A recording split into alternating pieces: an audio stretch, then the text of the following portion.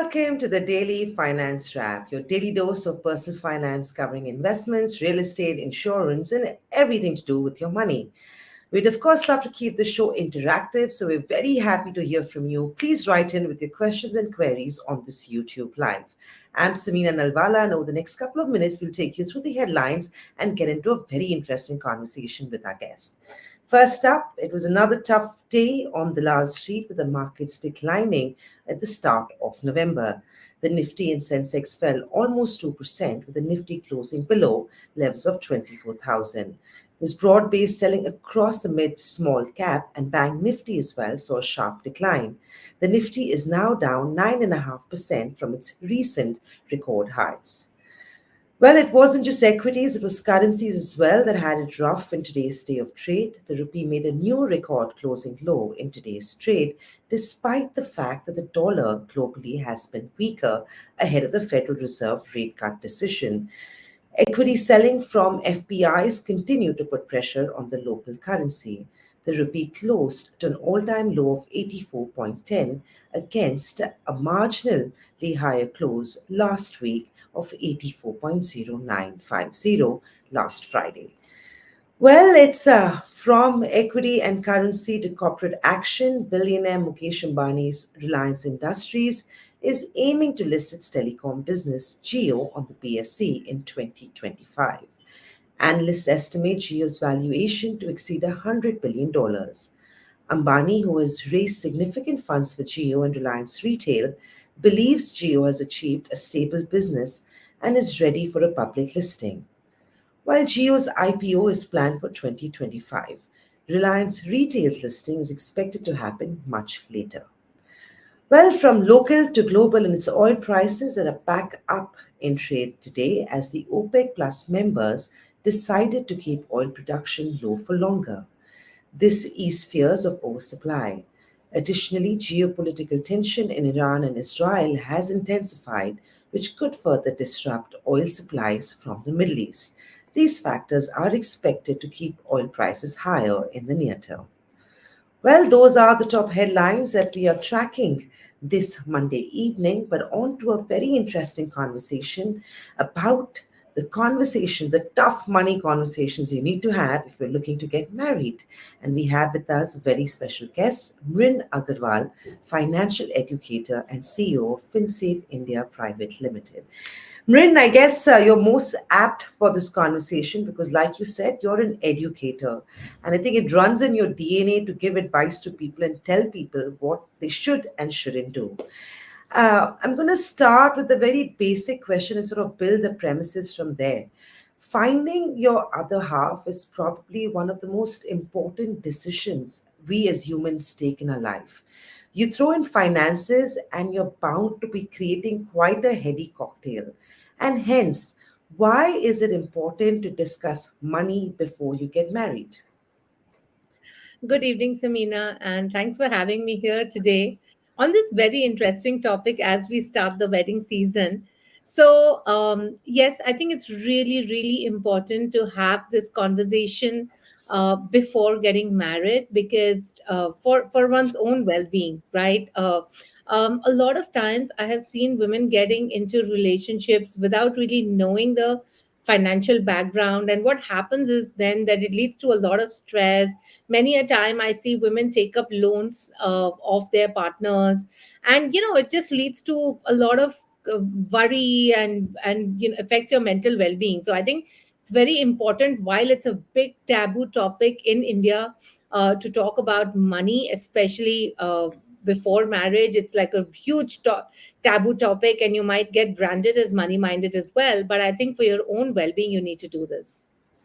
Mrin, is talking about money and being aligned in terms of having similar sort of DNA, upbringing, objectives, a deal breaker when you're looking for your life partner? Not necessarily, as long as you can get to a understanding. I think that's important. So, I have come across many cases wherein, for example, women tell me that the partner is not willing to discuss money. or the partner is not willing to share information, and all of this happens after one gets into the relationship or one gets married, basically, right? So while it's not a precursor to the relationship, but yeah, I mean, it's good to be kind of how do I put this? I mean, it's good to be in sync on these matters.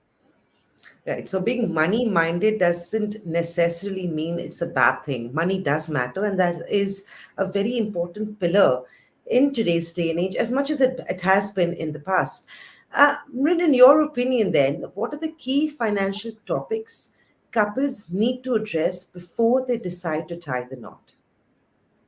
So I think the first thing, and this is more for women to do, because I don't see this as a conversation that men are going to make. So a lot of what I'm talking today is from women's perspectives, because I have seen so many stories of things going wrong and the impact that it has on women. So I think it's very important for the woman to actually bring up this conversation and talk, and to first of all posture that she is going to be equally involved in money management, because as you know, it's still very common for society to believe that managing money is something that men can do better. So I think, just bringing up this conversation is good posturing, and a good signal that, hey, I want to be involved as well, and I expect to be involved in money management. I think that's point number one. I think it's also very important to discuss about uh, financial responsibilities, for example, right? Like who's going to do what, like the invest, or for example, when you want to invest, how are you going to do it? So I think one of the ways to talk about is to talk about your current experiences. And again, I would like to tell women, because I meet equal number of women who say, oh, I don't know anything about money, and I'm just handing it over to my spouse to manage and stuff like that. And I think, we have changed so much in every other aspect of our life, but where it comes to money, for some reason we have a big blockage against it. Important things to also understand before tying the knot is about loans, and that's a very big one today, especially with the younger generation taking a lot of personal loans, credit card loans, BNPL. It's extremely important that if you have a lot of loans, you be very truthful about it, if and expect the same thing from the partner as well, or ask them about it as to what is the sort of loans that they have. So I think broadly these are the three things. Marin, is this even a relevant conversation if the woman is not financially contributing to the household income? And the reason I ask you this is because it gets much easier if you're a significant other half that's contributing financially to the marriage in some ways, right? If you're not, this conversation, in my opinion, becomes slightly tougher. Would you agree? It absolutely becomes tougher, but again, you must remember that you're doing this for your well being. If you're not involved and if you're not aware, how are you going to take care of things in case of a contingency? Um, Innumerable number of instances where, for example, the man suffers a medical emergency and the woman has no idea about even the insurance policy, right? I've heard this n number of times. So it's very important to remember that even if you are not able to contribute towards the management of those finances, you at least need to be Be aware. aware of. Yeah, I think good point, right? You have to be aware, and I think we women, in fact, are so good at running a household, so we do understand money management probably more than we think we understand it, right? And that brings me to your next question. Of course, you mentioned about even if you're not contributing to the kitty, why is it important for you to know how to manage that money or where that money is sitting? And liabilities is important. Assets also important, but not so much as much as liabilities are. But let's move to a conversation which is more today. Women today are independent, they're financially savvy, they are interested, and that, of course, makes most marriages a double income household in many ways. In a situation where both partners are contributing equally, how does one decide who does what in terms of money management, or who So pays for what? okay.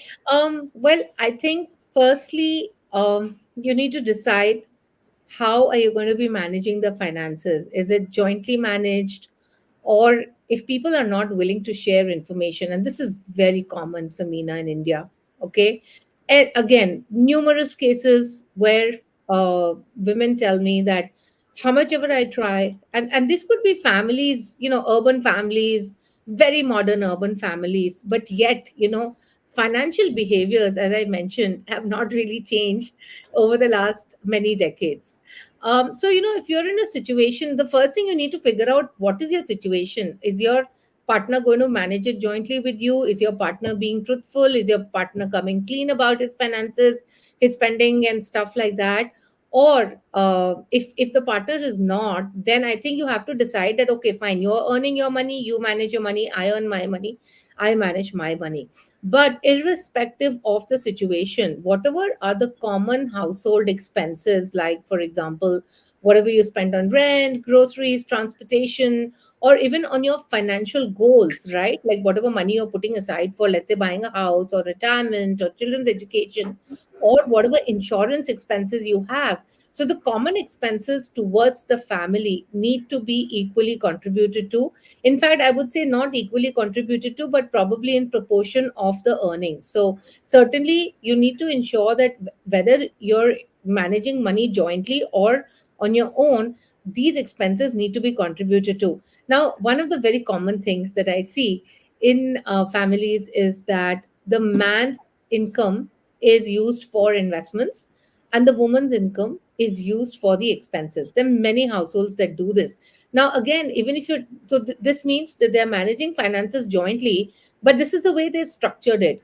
Now, there's a big problem with this. The problem with this is that, think about it, at the end of 10 years the woman has nothing really left because Mhm. all her money has gone towards expenses, emis, whereas the man has got a lot of investments, and probably, and as you know, assets are also, the house, everything is also bought in the man's name, right? And again, the loan is taken in the woman's name because you're getting some concession on the interest rate, right? So these are situations that you need to be mindful of.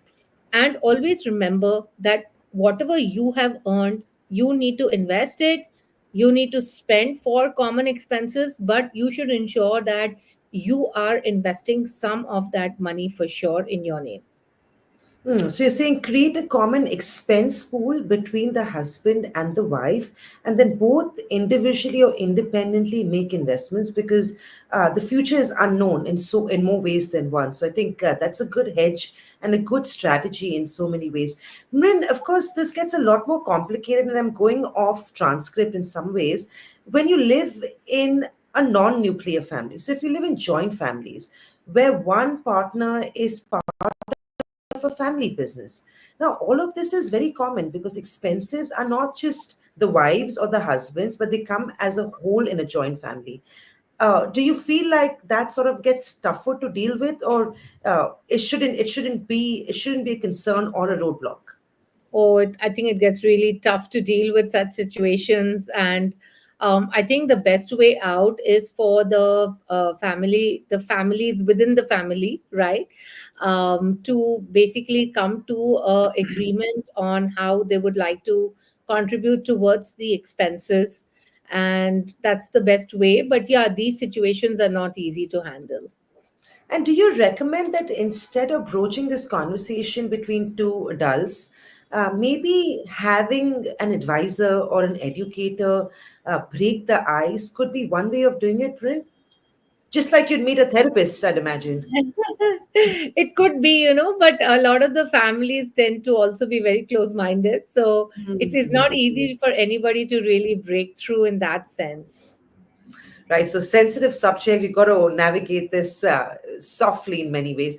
Rin, we always say that when two people get married, one of the most important things is that they should have similar value systems. Now, managing money, taking on liabilities, the way you spend, the way you save, all of this is behavioral more than anything else, right? So, how do you think how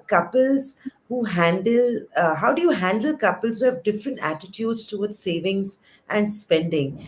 And this is when it comes down to, could this be a deal breaker? Because this could cause problems and financial problems for whatever they are worth. They may mask themselves in different ways, but are very real in a marriage. Yes, in fact, the biggest cause of divorce is actually Yeah, financial matters, right? And it's very common to have attitudes being very different. Normally, women are the ones who are branded as the ones who are spending time shopping and in the parlor and having frivolous expenses. But that's no longer true. In fact, like there are equal number of men now who also have a lot of frivolous expenses. So I think and again, it's very common to see partner being more conservative, one partner being more flamboyant where the expenses are concerned. I think it's important in these cases to have a conversation and first and foremost arrive on a discretionary expenses budget to say that if let's say 100 is my take home income, then I'm only going that as a family we are only going to spend X on discretionary expenses. So generally, Samina, I recommend a 30-30-40 budgeting rule, which is as a percentage of your take home, 30% goes towards expenses, 30% goes towards EMIs, and 40% goes towards savings. Now, within that 30%, uh, people need to allocate for their essential expenses and their fun expenses or discretionary expenses, right? So I think it's very important to have this conversation, and it really boils down to having conversations at the end of the day and trying to stick to these particular numbers. So even if there is somebody who's a spendthrift in the family, you can balance it out, and you have to then ensure that okay, this person, keep telling them that this is the spending limit, and keep talking about aversion to loans. And again, it's not only about spending. One of the yeah. other attitudes is about taking loans, for example, right? Mm. And this whole propensity to say that like loans are so easily available, right? So you go to buy a 55-inch TV and then you decide to buy a 75-inch simply because there's a buy now pay later available, or you want to acquire the latest iPhone 16 and stuff like that. So I think a lot of these behaviors is something where people have to be spoken to and shown the implications of their behavior as well. And for that, the other partner has to be extremely knowledgeable about financial matters. Yeah, you live and you learn in so many ways, right? But I guess the quicker you learn, the better it is for your well being. And now let's talk about the bigger objectives, the bigger goals, right? And just like any other family worldwide, like they call it the American dream, I think it's also an Indian dream, right? Where owning your own home is one of the most important medium term financial goal that families have. What are, and that's just one example, right? What, in your opinion, are the best ways to set shared financial goals, like buying a home, paying for your kids' education? I mean, we all know what inflation is doing to even school fees locally, globally, keeping kitty aside for maybe healthcare, post-retirement travel. So, how do you set those financial goals together? And when is it a good time to start doing that? Early on in your marriage, you think, or once your family gets bigger? I think at least by the time your family gets bigger, by the time you have kids, you need to start talking about this, and you need to put a plan in place for this, because all of these things that you spoke about are quite expensive. I mean, the amount that you require for this is quite a lot, and the inflation on all of this is quite a lot as well, right? So certainly you need to plan for it. And again, over here, I have seen a huge dichotomy on the way people plan, or even think about goals. So for example, one partner will say, I think it's okay, the child can go for education in higher education in India. Other partner will say, no, I want to send the child abroad. Or even in case of retirement, one partner would be like, okay, I want to live in the city. The other partner would be like, no, I want to go back to the hometown. So I think it's very important to start talking about these goals as to what you want to do. And then, of course, you have various calculators that are available online, which will tell you how much you need to be investing for these goals. But again, I would say proportionate to your income, try to invest that money together for the goals. It shouldn't be that, all the goals are being invested in one income, other income being used for expenses, or, whatever is convenient. So many times it might be that one person's salary is being used for let's say the children's goals, 1% salary is being used for retirement. All those are like basically for, as per your comfort level. But I would just say that whatever the goal amount is, totally whatever the investment amount is, invest proportionate to your salary and contribute equally in that sense. Like contribute, both of the partners contribute for the goals. How important is both partners' participation and discussion uh, important in the sense of planning for financial emergency? See, we've talked about objectives and goals because they're common goals, right? But who's to say if one partner loses a job or the other one gets ill, or God forbid, there's a separation, right? I mean, these are things that happen every day. We don't talk about them often because we very rarely think a bad event is going to happen to us. But how critical is it for both partners to sit down, put their heads together, and plan for an emergency just in case? Oh, that's the first thing you need to do when you do financial planning, because you can think about all the places to invest and grow money, but you need to be prepared for uncertainties before any of that. So that's in fact the first thing that the couple really needs to do when they're planning their finances, which is to have 6 months of their expenses kept aside into something as simple as a fixed deposit, which can be easily accessible at the time of need. And again, awareness, like both the partners need to be aware of where that emergency fund is and have access to that as well. So there have been cases where emergency fund is kept, but it's a singly owned account. So how does the other person then access that particular money? So it's not only about awareness, it's also about accessibility. Hmm. Let's do a pro and con, right? And I think I've pretty much understood what you're trying to say, where you're strongly attributing that investments and expenses should be split equally, or however you'd like to split it between two partners. It shouldn't be that one carries the burden of expense while the other carries the burden of investment, even though the color of money is the same, right? Just because you want to plan for the future, keep things relatively simpler. But let's still do a pros and cons because what the option A, where you one does expenses, the other does investments, is just easier to execute in most cases, right? What do you think? Pros and cons: keeping finances combined versus keeping them separate. I would be in favor of actually keeping them combined, because it becomes easier then to plan for the family's financial goals. Because when you have them separate, then how do you really plan for those common goals, right? So I would say that keeping it combined is a good idea, because it makes planning for all that you're saving up money for becoming much easier. But at the same time, I would also say that if your family situation is difficult, things are not working out, or you're finding the partner is not being open about his or her finances, or you're seeing a big spending issue that's not getting which the partner is not working on.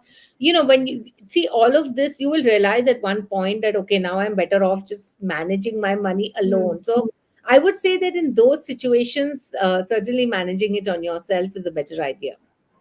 Right, and you believe complete transparency is probably the cornerstone of a healthy financial well-being, right, for a couple. Right, Absolutely. right. I'm also going to spin this around a little bit because it is marriage season. While it is marriage season, these conversations should happen much before we hit the marriage date, right? But one thing that happens when people are getting married in this whole uh, aspiration to have big weddings, to have the most luxurious outfits, to have big parties, a lot of people get caught in a debt trap. I want you to share with our young viewers that why one should avoid taking a debt to get married, even though it's a very tempting thing to do. It's probably best avoided, and I think this becomes a very critical thinking or decision making thing, given that we are in the midst of the marriage season. Oh, absolutely. And I think this has become like an Buy uh, buy today, pay tomorrow types. Get yeah. married today, pay tomorrow. Yeah, and I don't know, but I'm saying that this is becoming like an epidemic, really, like this wanting to go much beyond your means, to have these Bollywood type weddings. It's scary, honestly, right? Because what happens is that in all of that, people don't realize that they're going to be living with these loans for years and years and years, and it can impact the relationship also. It can impact your mental health, so many other factors. So you really need to decide, do I want to spend for the wedding, or do I want to spend to have or do I want to have a good marriage, right? And that's the decision point. There are couples who are saying that, hey, I'm going to have a limited wedding, not really go overboard on this, and rather keep my money for other experiences in life, or to buy a house or whatever, for the marriage, for the rest of the for the rest of the life, keep my money for that and utilize it better over just utilizing it for that one particular day. So I think it's really important, for couples to have this conversation to see how they can best do the wedding in the limited resources without really having to take loans. And the worst thing, Samina, is the parents actually dipping into the employee provident Hmm. fund to provide for these weddings. I think there's just nothing worse than that you can do, if getting your parents to do this, because it's impacting their retirement at the end of the day. You're so right. It's a trap that we should warn young people from falling into because there's nothing good that comes out of it. And of course, starting a marriage with liabilities is also not the best to get into. And of course, try and keep your parents out of it because they worked all their life to give you the upbringing and the ability to create your own financial well-being. But of course, avoid taking loans, avoid getting into debt trap if you're getting married. It's a sure once in a lifetime opportunity to celebrate in such a big way, but being mindful is never a bad thing. When we have a couple of questions, and Charmi uh, Kadekya writes in, and Charmi asks, how can couples work on budgets and savings? So as I said, the 30-30-40 rule. So if like as a percentage of your combined take home income, each of you is going to be allocating 30% towards expenses, 30% towards EMIs, and 40% towards savings. Hmm. One thing we didn't allude to extensively, Mrin, is a question that comes from Anudeep Jadhav. And Anudeep asks, could you share a fair structure on sharing of joint expenses, especially when one partner earns more than the other? Sharing equally can become a bigger load for one partner than the other because one earns more than the other. And I think that dynamic changes even more when you go on to a maternity leave if you're the woman in this case, in any case, actually. Yeah, so actually what I meant was that you're sharing expenses jointly in proportion to your To your earnings. salary. Yeah. Right. And also in a case where one or the other loses a job, then do they stop sharing? I know this is a very subjective discussion, but then what happens in a case like that? Then only one carries the burden, I'm guessing. I mean, obviously, and Yeah. this would also utilize this opportunity to say that, I think one of the things, and I know that this is very unfavorable opinion, but I think, it's very common for women to take a break at maternity or at any other time as well. But think about it carefully, because it does impact your financial independence in a very, very big way. And it is going to put a stress on the family's expenses. And so think about it really carefully before you want to actually take that break. It's the only 6 month paid party one can get if you are on a maternity No, leave. But a lot yes, of women decide to leave work once they have yes, a yeah. child. Maybe they're in a situation where they don't have Hmm. help and all that. But I'm just saying that the Yeah, repercussions of leaving your job, are or huge. let me put it more crudely, leaving your income, can be Yeah. huge. You don't realize at that time. The realization comes after a few years when you have to ask somebody all the time for money, and you're getting questioned as to, Acha, why do you need to spend on this? Why do you need to Hmm. do this? Stuff like that. This is And very when I common. think the other big problem is women returning back to the workforce. It's Yes, never easy. If you've had that break, you're suddenly competing with resources that are probably uh, younger than you, but just available, right? So I think, yeah, leaving the workforce and returning back becomes the biggest problem. That explains why we don't have so many women in senior management positions in our country. But it's a catch 22. You know your situation and your family best. But I think Rin's tried to educate our viewers as much as she could in the 20 minutes we had, to tell you about the important conversations you need to have. Money matters, and I think that's how I'd like to sum this up. But thank you, Rin. Great chatting with you today. Quite a pleasure. Thank you. Thank you, Samina.